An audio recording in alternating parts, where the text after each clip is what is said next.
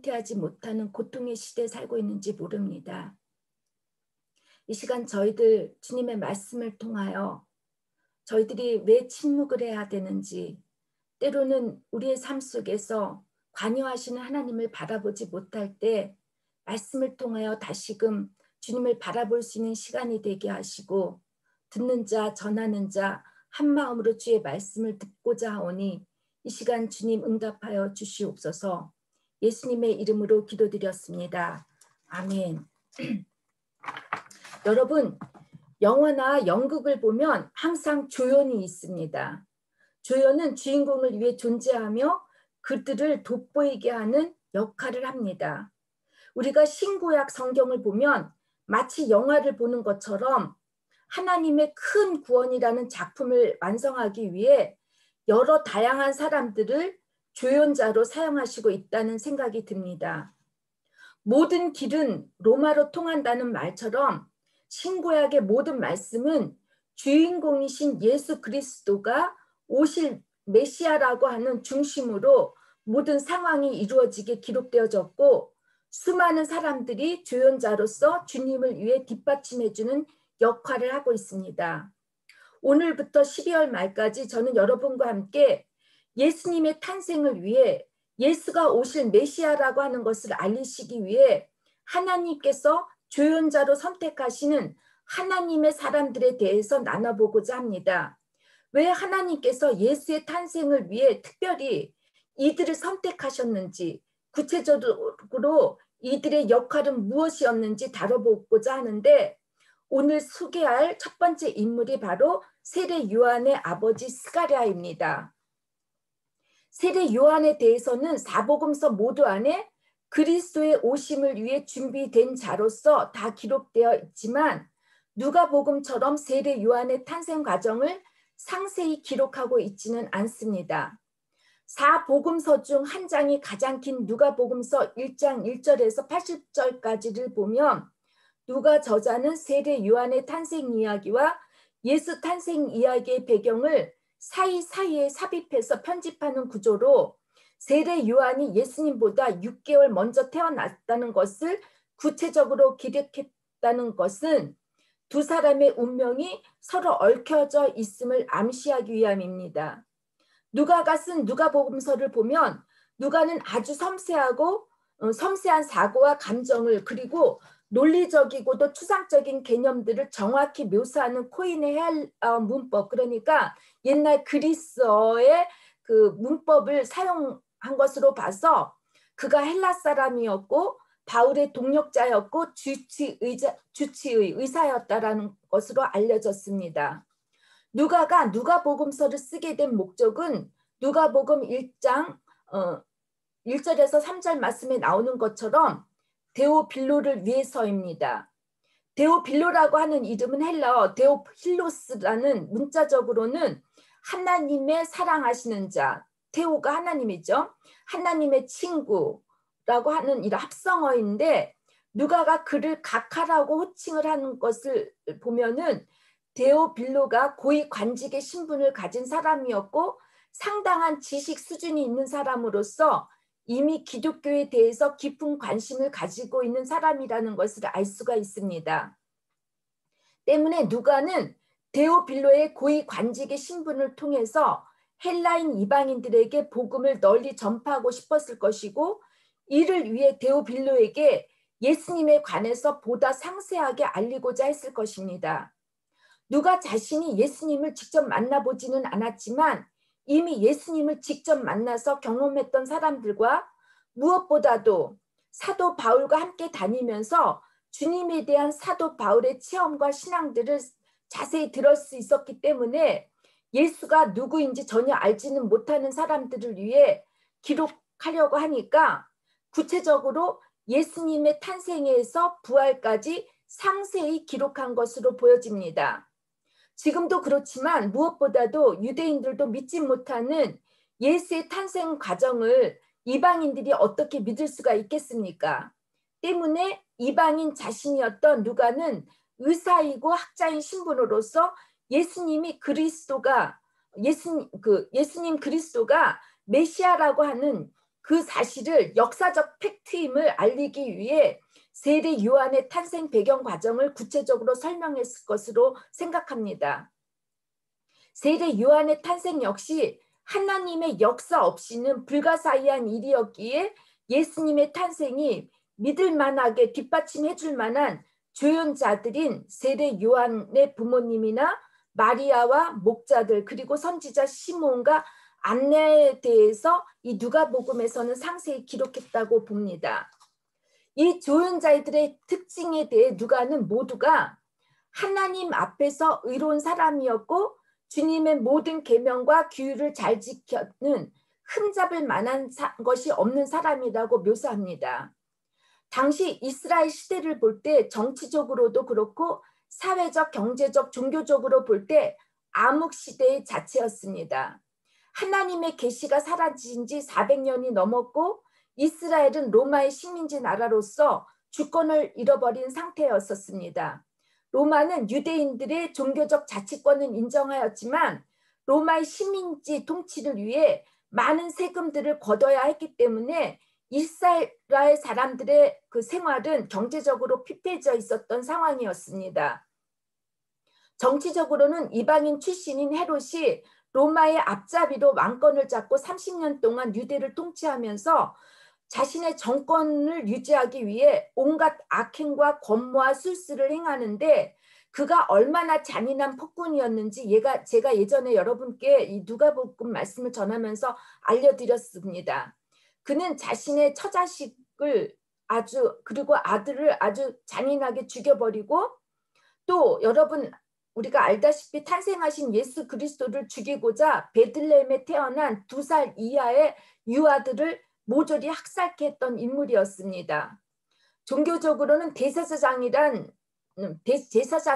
사람들은 이방 통치자들에게 뇌물을 주거나 로마의 앞잡인 헤로에게 빌붙어서 대제사장직을 매관매직하고 세습을 행하고 있었고 성전에서 봉사하는 제사장들은 백성들이 바친 성전 예물과 헌물들로 그들의 배를 채우며 부를 누렸고 여러 서기관들 역시 율법을 이들의 권력을 유지하기 위해 남용했던 종교적 타락의 암흑 시대였습니다. 이렇게 정치적, 종교적, 사회적으로 미래가 보이지 않을 정도로 암울하고 타락한 시대에 하나님께서 보시기에 어느 곳 하나도 흠잡을 수 없는 사람이 있었다고 하니 그 사람이 바로 제사장 사가랴였습니다. 하나님이 기억하시는 자라는 그의 이름처럼 하나님께서는 그를 오래전부터 예수의 탄생을 위해 예배하고 준비하고 계셨습니다. 제사장은 혈통적으로 레위인, 그 중에 아론의 후손들만 될 수 있었는데 다윗 왕이 성전 건축을 준비하려고 할 때 성직에 임할 레위 사람들을 분류하였고 제사장들을 24 반열로 조직하였습니다. 아론의 세 번째 아들, 여러분 아론에게 몇 명의 아들이 있었죠? 4명의 아들이 있었는데 2명의 아들은 광야 시대에 하나님께 성전에서 성막에서 잘못 제사를 드려서 그 둘이 죽고 이제 남은 세 번째 아들 엘르아살과 이다말이 남아있는데 이다말도 나중에 반역을 해서 죽습니다. 그래서 엘르아살만 남게 되는데 이렇게 해서 그 나온 자식들이 너무 많기 때문에 이 24 반열로 이렇게 순서대로 나누는데 20족장 중에 그 24 반열의 우두루머리를 만듭니다. 근데 사가랴는 8번째 아비야 족장의 반열에 속한 제사장이었습니다.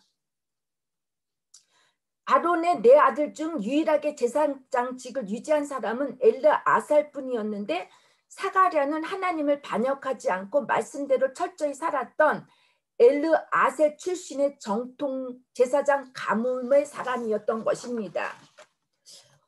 그의 아내 엘리사벳도 제사장 출신의 딸이었습니다. 그런데 이 2 사람에게는 오래전부터 자녀가 없었고 이제 나이가 들어서 아이를 갖는다는 것은 생물학적으로 볼 때 불가능한 나이가 되어버렸습니다. 어느 날 사가랴는 제사자직을 맡기 위해 제비를 뽑았는데 그가 뽑혀서 성소에 들어갈 그 분향을 드리게 되었습니다. 헤롯 당시에 제사장의 숫자가 엄청 많았는데 이스라엘 그 역사가인 요세푸스에 의하면 당시에 제사장들이 7,200명이 있었고 제사장을 도와 성전 일을 하는 레위 사람들이 9,600명 정도가 있었다고 한다면 제사장 한 사람이 성전에 들어가 제사를 드릴 수 있는 확률은 한 사람이 보통 500년을 기다려야 할 정도로 매우 어렵다고 했습니다. 그래서 제사장들이 제사를 드리는 순번을 제비 뽑기로 정한 것인데 이때 제비를 뽑은 제사장은 보통 일주일 동안 성전에 들어가서 제사를 지내며 기도를 올리는데 때마침 사가랴가 제비 뽑기에 당첨이 돼서 성전 봉사를 할 수 있었던 것입니다. 여러분 놀랍지 않습니까? 이렇게 제사장들이 수없이 많고 성전에서 봉사하는 사람들이 많은데도 종교는 말할 것도 없이 모두가 부정부패하고 타락한 시대를 살아가고 있는지 참 궁금하지 않습니까? 우리는 직접 눈으로 보고 피부로 경험하지 않았습니까? 한국의 기독교뿐 아니라 불교도 마찬가지로 얼마나 부패해졌고 타락해졌는지 감옥에 있는 사람의 대다수가 종교인이라고 할 정도면 여러분 말할 필요가 없지 않습니까? 모든 대중 종교가 다 그렇지만 성직자의 숫자가 급증하고 종교기관이 증가하게 되면 종교가 부패져가고 있다는 징후라고 합니다. 돈과 권력이 생기게 되면서 종교의 본질을 잃어버려 가고 있기 때문입니다.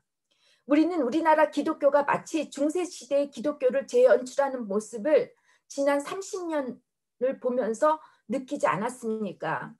종교가 가난하고 청빙하게 살아야 한다고 주장하면 누가 성직자가 되려고 하겠습니까? 우리 신앙인이 타락하면 하나님 신앙은 위선이 되고 허위와 거짓이 하나님의 신앙을 대체하게 됩니다. 신앙의 거룩함이 사라져버리면 인간은 거듭남이나 변화가 없고 도리어 욕심을 낳게 하는 이기적 존재로 만들어버리면서 종교의 본질적 능력을 사라지게 합니다. 저는 이 코로나의 위기를 통해서 우리 기독교가 다시 본질을 회복했으면 합니다. 예배의 진정한 의미를 찾고 교회의 사명과 목회자의 자질과 인격, 영적 권위, 학문적 능력이나 헌신 등을 새롭게 찾아서 다짐하는 계기가 되었으면 합니다. 한국도 그렇고 독일, 유럽 모두가 코로나로 인하여 많은 교인들의 숫자가 줄어들었다고 이제 걱정을 합니다. 하지만 저는 이 위기야말로 우리 기독교가 다시 살아날 수 있는 기회라고 보고 우리 모두 복음의 본질과 초대교회로 돌아갈수록 회개하고 자숙해야 한다고 봅니다.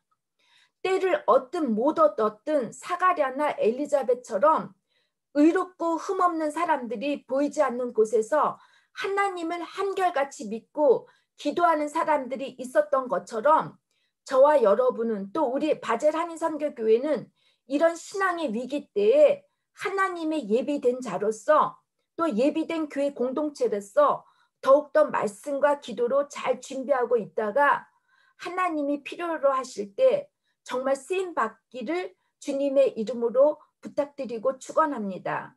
사가랴가 성소에 들어가서 분향하고 기도하고 있는데 천사가 나타나서 사가랴에게 13절을 보니까 두려워하지 말라고 하면서 주님께서 그들의 간구를 들어주셔서 엘리사벳이 아들을 낳을 것이니 아들의 이름을 요한이라 하라고 구체적으로 일러주십니다. 사가랴는 18절을 보면 자신이 늙고 아내도 나이가 많아서 아이를 가질 수 없다는 것을 알고 이제는 아이 갖는 일을 포기하고 있었지만 아이를 갖고 싶어하는 간구만은 계속해서 기도했던 것으로 보여집니다. 여러분, 우리가 기도를 하지만 기도 응답에 대해 그러니까 확신을 갖지 못할 때가 참 많지 않습니까? 기도한 대로 이루어지지 않는다고 믿을 때가 많기 때문입니다. 기도에 대한 응답을 의심하기보다는 하나님에 대한 의심이 생길 때가 많고 때로는 낙심하게 됩니다. 야고보 기자는 이렇게 낙심한 자들을 위해 모든 사람들에게 후히 주시고 꾸짖지 아니하시는 하나님께 구하라. 그리하면 주시리라. 오직 믿음으로 구하고 조금도 의심하지 말라. 의심하는 자는 마치 바람에 밀려 요동하는 바다 물결 같으니 이런 사람은 무엇이든지 주께 얻기를 생각하지 말라고 하셨습니다. 지난주 김나연 자매님의 간증 예화가 저는 참 마음에 닿았습니다. 리제가 먹고 싶어하는 고기를 굽는 이 자매님께서 리제를 바라보는 마음처럼 하나님께서 우리의 간절함을 잘 알고 있을 텐데 참지 못하고 기다리는 이런 불편한 우리들의 모습을 우리 자매님의 입술을 통해서 간증해 주셨는데요. 하나님이 내 기도를 들어줄 땐 나를 사랑하고 기도를 들어주지 않을 땐 나를 잊고 계시거나 나를 사랑하지 않는 것은 아닐까? 혹은 더 나아가 하나님이 정말 존재하는가라는 의심을 하게 됩니다. 기도의 응답은 전적으로 하나님의 주권입니다. 내 의지와 믿음의 강도나 노력에 의해서 기도가 이루어지고 기도가 이루어지지 않는 것이 아니라 하나님의 때에 하나님의 방식으로 이루어지기 때문에 우리의 기도가 응답받지 못한다고 느끼고 있을 때 여러분 저는 하나님과 나의 관계를 늘 이렇게 돌아봤으면 합니다. 내가 기도하는 제목들에만 올인하게 되고 그렇게 되다 보면 걱정을 하고 의심을 하게 됩니다. 또 두려움을 갖습니다.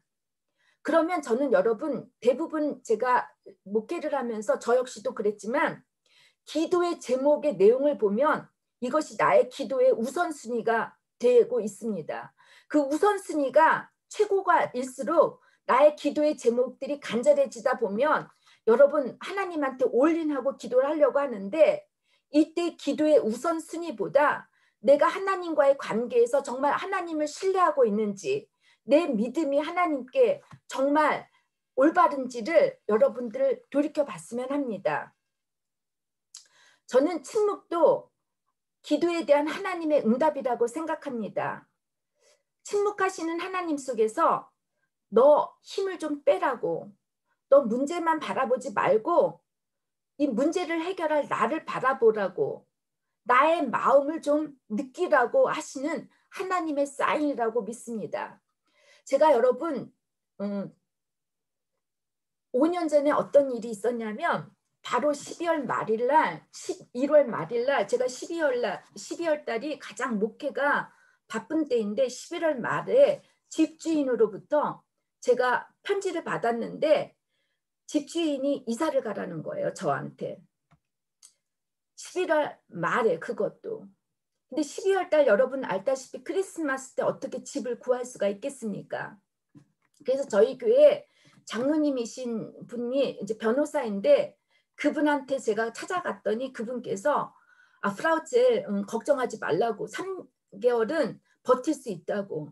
그러니까 지금 당장 이사를 가지 않아도 된다고 하는데 제가 정말 저는 모든 게 이렇게 정확하게 되지 않으면 제가 사역하는 게 너무 불편해가지고 이제 집을 알아봤습니다. 제가 혼자 살기 때문에 하나님이 혹시 공동체와 함께 살라고 수도원 같은 데 들어가 살라고 하는지 다 알아봤는데 집이 없었습니다. 12월 달에. 그리고 이 라인펠덴이 집이 있는 거는 가구가 되어 있는 집의 가격은 제가 계산할 수 없는 그런 집이었습니다. 저는 그래서 하나님이 나 여기 혼자 사는 거 힘드니까 프라이부르크 쪽으로 가서 이사를 가서 펜델 왔다 갔다 왕복으로 일하라고 해서 그런지 제가 프라이부르크 쪽부터 밑에까지 집을 쫙 알아봤는데 집이 하나도 없었습니다. 근데 기도할 때마다 하나님께서는 집을 주시겠다라고 하시는 것입니다. 이거 믿을 수가 있겠습니까?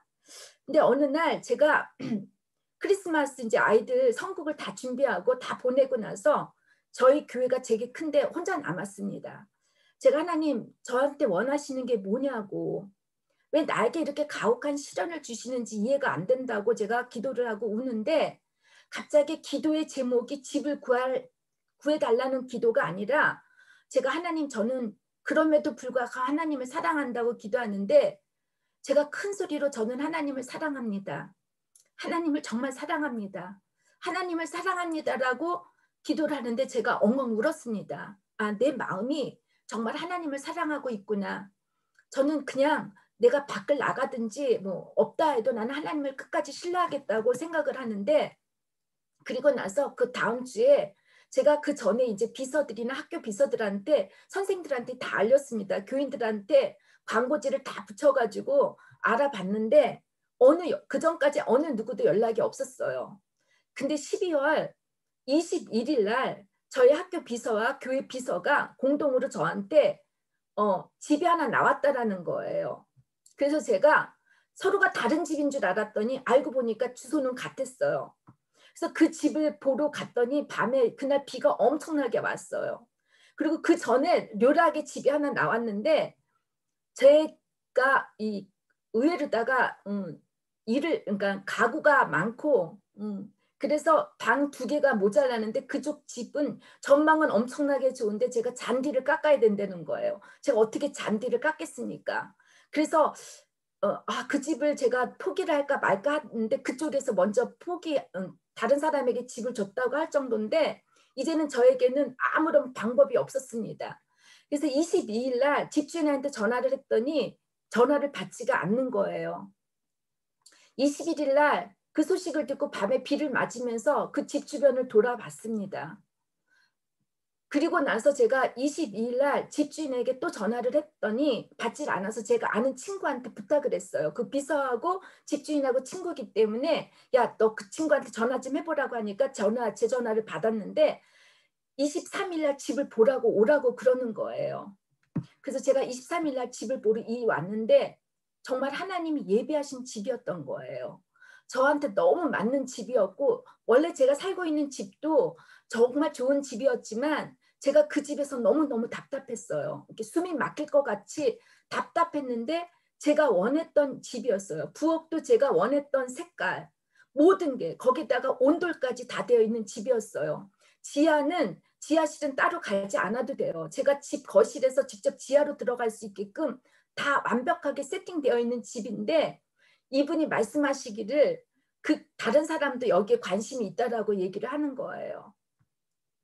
제가 23일 날 아이들이 이제 마지막 개너럴 프로베 다 이제 연습을 마치고 24일에 성국과 가족 예배를 마치고 제가 이제 23일 날 제 아들이 와서 같이 얘기를 하는데 제가 아들한테 그랬어요. 다니엘, 엄마는 내가 설교를 할 수가 없을 것 같다고 24일 날. 집이 안 되면 엄마가 다른 사람들한테 어떻게 하나님을 믿으라고 얘기를 하겠니? 너가 엄마가 써준 설교를 그대로 원고를 읽으라고 얘기를 했어요. 그리고 나서 이 집주인이 전화해 준다고 하는데 전화가 오지가 않는 거예요. 하루 종일 기다려도 전화가 안 오는데 그날 밤에 제가 발코니에 나가서 하늘을 보고 기도를 했어요. 하나님, 이 집이 저한테 주시는 집입니까? 왜 집주인이 연락을 안 하는지 알 수가 없다고. 하루 종일 기다렸는데 연락이 없으니 제가 얼마나 몸이 탔겠습니까? 그런데 기도할 때마다 하나님이 웃으시는 걸 아는 느낌을 받아. 하나님이 웃으면서 저한테 걱정하지 마 이렇게 하시는 것 같았어요. 그랬더니 우리 아들이 맘마 이제 전화를 기다리지 말고 직접 전화를 해보래요. 그래서 전화를 했더니 여자가 받는 거예요. 보통 독일에서는 전화를 할 때 여자가 받을 때는 좋은 소식을 전해주지만 불쾌한 소식을 줄 땐 남자들한테 이렇게 전화를 옮겨주는데 제가 전화를 하니까 여자가 받더니 갑자기 자기 남편을 바꿔주겠다라고 그러는 거예요. 그래서 제가 이제는 안 됐구나 생각하고 남편한테 내가 집이 됐는지 안 됐는지 알아보기 위해서 전화를 했다고 했더니 그렇지 않으면 내가 24일 그 가정 예배를 가장 사람이 두들교에 꽉 차는 그 예배 속에서 내가 예배를 인도할 수 없겠다고 얘기했더니 이 친구가 하는 말이 자기네들은 나를 선택했다라는 거예요. 그러면서 이 소식은 너를 위한 소식이라고 얘기를 해줘서 제가 얼마나 감사했는지 그리고 24일 저녁 때 제가 설교를 할 때 제 설교를 간증을 했는데 여러분 하나님께서는 우리의 먹을 것, 입을 것, 잘 것, 우리의 기본적인 것 다 알고 계세요. 하나님께서 분명히 예수님의 말씀을 통하여 아무것도 걱정하지 말라고 그것들은 다 하나님의 자녀가 구하는 게 아니라 하나님의 자녀가 아닌 사람들이 구하는 거라고. 그래서 너희들은 나의 나라와 나의 의를 구하라고. 그러면 내가 이 모든 것을 해주시겠다라고 약속하지 않으셨습니까? 여러분 사가랴는 이렇게 오랫동안 자식을 위해 기도하고 간구했지만 정작 아들을 줄 것이라는 천사의 기쁜 소식에 의심을 합니다. 너무 파라독스하지 않으세요? 그렇게 하나님의 계명과 규율을 다 지키면서 흠잡을 만한 것이 없는 사가랴가 천사를 보고 두려워한 것은 헬라어로 보니까 포보스라는 말이에요. 그러니까 공포했다라는 거예요. 얼마나 그 두려움을 떠나서 공포했다고 하는데, 이렇게 믿지 못하는 것을 보면 어쩜 사가랴는 종교적 경건성을 갖고는 있었지만 신앙적 체험이 전혀 없으니 마음의 뜨거움이 없었던 사람이 아니었는가 생각해 봅니다. 아무리 오래도록 교회를 다니고 성경을 몇 번씩 통독을 하고 성경에 대한 지식을 많이 알고 있고 교회에 열심히 봉사를 많이 하고 있다 할지라도, 또 윤리적으로 도덕적으로 흠잡을 수 없는 사람이라고, 그 정도로 선한 사람이라고 할지라도 하나님과의 인격적 만남이 없으면 여러분들 믿음의 한계에 부딪힐 때가 있습니다. 또 이런 분들에게는 복음을 전할 능력이 없게 됩니다. 가브리엘 천사는 사가랴의 불신앙에 대해 사가랴가 직접 육체적으로 경험할 수 있도록 이제 사가랴가 말을 전혀 할 수 없게 하십니다. 하나님께서는 하나님의 역사에 믿음으로 반응하지 못한 대가로 사가랴의 입을 닫아버리십니다. 사가랴는 믿지 못해서 벌을 받는 것이 아니라 믿지 못하니까 믿도록 벙어리가 되게 하신 것입니다. 하나님께서는 사가랴를 침묵하게 하셨습니다. 여러분, 제사장에게서 가장 중요한 도구가 무엇입니까? 말 아닙니까? 말을 하지 못한다는 것은 우리 제사장, 목회자들에게 사형이나 다름이 없습니다. 그의 축복을 기다리고 있는 백성들을 축복할 수도 없고 기도도 설교도 찬양도 할 수가 없습니다. 여러분, 이것은 갑자기 일어난 일입니다. 그가 9개월 8일 동안 아무 말도 하지 못하고 침묵해야 한다면 얼마나 힘들었겠습니까? 왜 하나님께서는 꼭 사라의 입을 막으시고 9개월 8일까지 침묵하게 하셨는지, 사가랴는 지금까지 제사장으로서 선지자들의 입을 통해 들었던 말을 자신의 경험 없이 제가 볼 때는 입으로만 전한 사람이었을 것으로 보입니다. 그가 율법적 종교적 삶에만 갇혀 있기 때문에 새롭게 펼쳐질 하나님의 놀라우신 계획을 볼 수도 느낄 수도 없었을 것입니다. 그는 침묵하는 동안 자신의 지금까지의 신앙을 깊이 들여다 봤을 것입니다. 그는 제사장으로 율법을 읽을 수는 있었지만 하나님의 음성을 듣지 못한 사람일 수도 있었을 것입니다. 그는 하나님의 말씀을 머리로는 이해했지만 가슴으로 믿지 못한 사람이었습니다. 사가랴는 침묵을 통해 그동안 하나님께서 왜 그의 간구에 침묵하셨는지 하나님의 침묵을 이해할 수 있었다고 봅니다. 요즘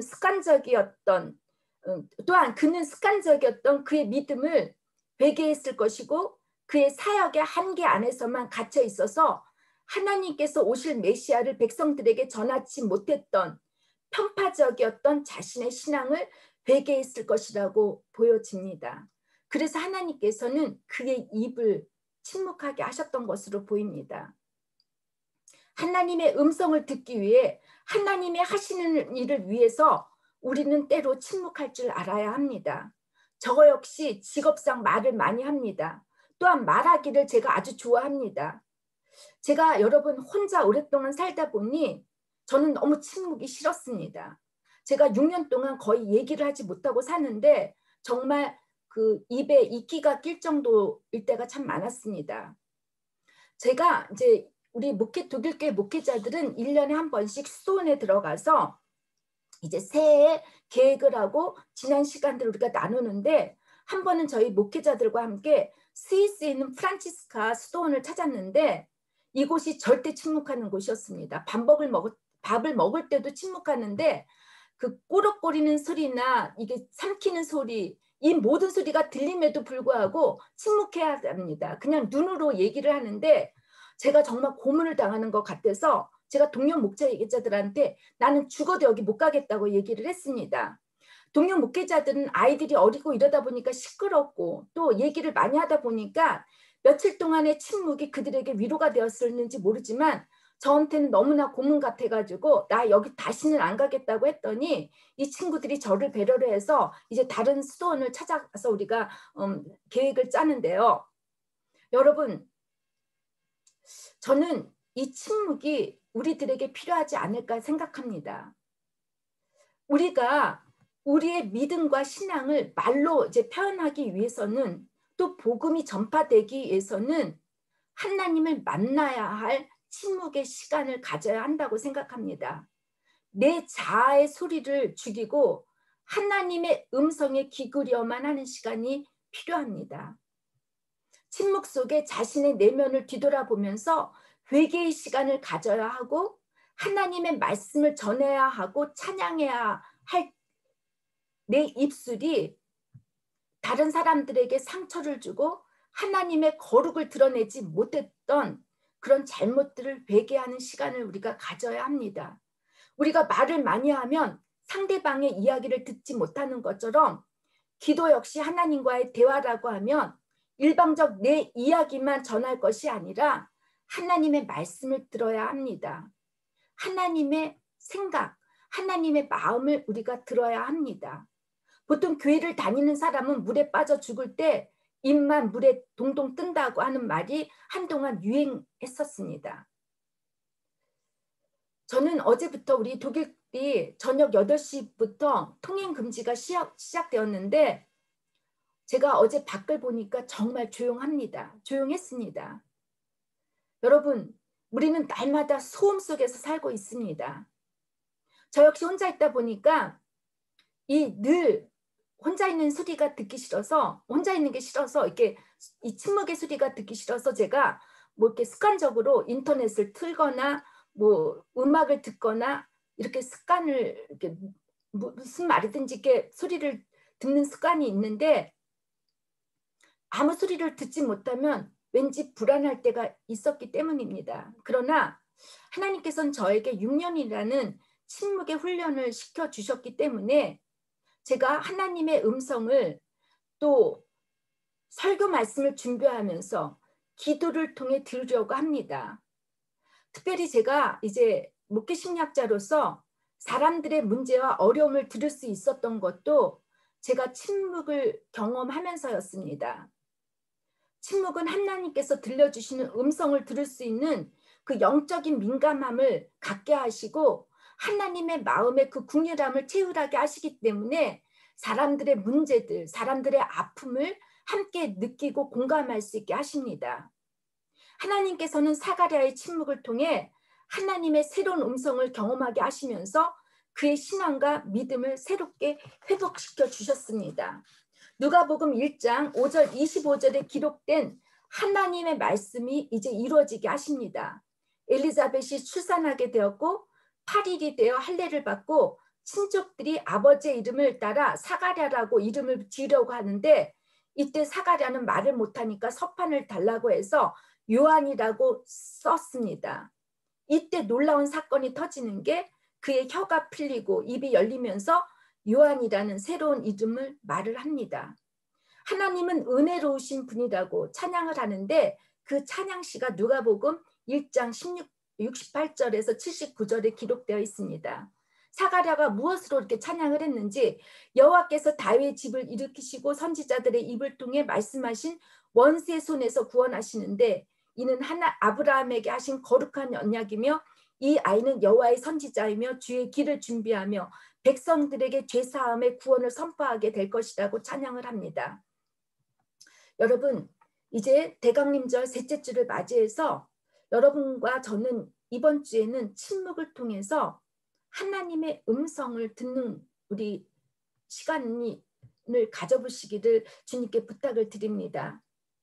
정말 이 침묵을 통해서 하나님이 나를 통해서 하시고자 하는 뜻이 무엇인지, 그 계획이 무엇인지 우리가 듣는데 이 세례 요한은 오실 메시아를 위한 준비되어 있는 사람이었습니다. 이 준비된 자를 낳기 위해서 사가랴는 이제 예수님의 메시아임을 그가 알 수 있게 하셨듯이 여러분들은 이 대강림절을 통해서 나를 통해서 나의 가족이 나의 주변 사람들이 예수임을 예수가 메시아임을 증거할 수 있도록 우리가 이 복음을 전할 수 있도록 그러기 위해서는 우리가 인격적으로 하나님을 경험하는 시간이 되어 주시기를 주님의 이름으로 잘 부탁드리고 축원합니다. 이제 우리 모두 다 같이 기도하시겠습니다. 주님, 참으로 침묵하는 것이 어렵습니다. 특별히 저희들이 일상생활을 하면서 인간에게 언어라는 것은 이런 커뮤니케이션의 가장 중요한 것인 줄 압니다. 그러나 우리는 사람들과의 이 언어를 통해서 침묵을 다짐하고 우정을 나누지만 정작 하나님과의 시간 속에 침묵을 하지 못하는 저희들이었습니다. 하나님, 이 시간 침묵을 통해서 하나님의 마음, 하나님이 저희들을 향하신 그 계획과 뜻을 또 하나님이 사랑이시다라는 그 긍휼함을 저희들이 체휼할 수 있는 시간을 보내게 해주시옵소서. 그래서 정말 예수님이 메시아임을 증거하는 복음의 증거자, 준비된 자들로 예수님을 드러내는 조연자들이 다 될 수 있도록 저희들을 축복하여 주시옵소서. 예수님의 이름으로 기도드렸습니다. 아멘.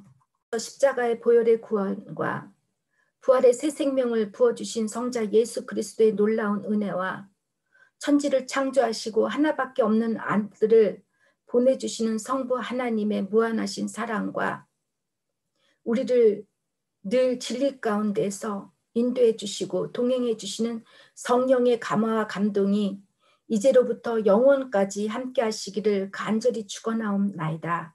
아멘.